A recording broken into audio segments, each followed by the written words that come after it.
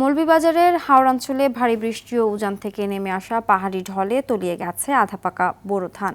বিশেষ করে কুলাউড়ার হাকালুকি হাওরের দুটি বিলে প্রায় হাজারো বিঘা জমির ধান সম্পূর্ণ তলিয়ে গেছে।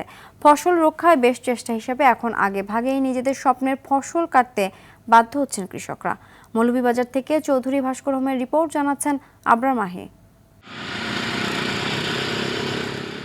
গত কয়েকদিনের টানা বৃষ্টি ও উজান থেকে আসা পাহাড়ি ঢলে উপজেলার হাকালুকি হাওর, কাওয়াধিকি হাওর ও হাইল হাওরের বিস্তীর্ণ নিম্নাঞ্চল প্লাবিত হয়েছে। এতে হাজার হাজার বিঘা জমির আধা পাকা বোরো ধান পানির নিচে তলিয়ে গেছে।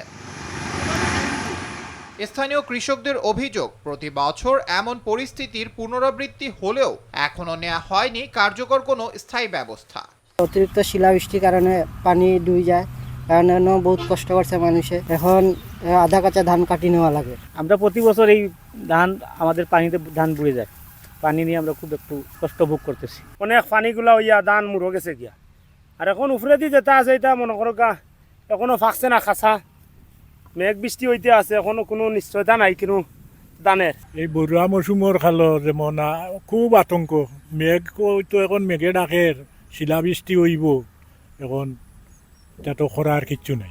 এদিকে আবহাওয়া পরিস্থিতির উন্নতি হলে পানি দ্রুত নেমে যাবে এবং ফসলের তেমন ক্ষতি হবে না বলে জানান এ কর্মকর্তা। এখন থেকে বৃষ্টি আবার যদি একটু পাতলা হয় বা একটু কম হয় তো হয়তো আমাদের সেই যা কিছু নিমজ্জিত হয়েছে এই জমিটা হয়তো বা রিকভার হয়ে যাবে। আর যদি ভারী বৃষ্টি হয় তাহলে হয়তো আমাদের ক্ষতির মাত্রা বাড়তে পারে। ওভারঅল কিন্তু আমাদের ওয়েদার কন্ডিশন কিন্তু খুবই ভালো ইনশাল্লাহ।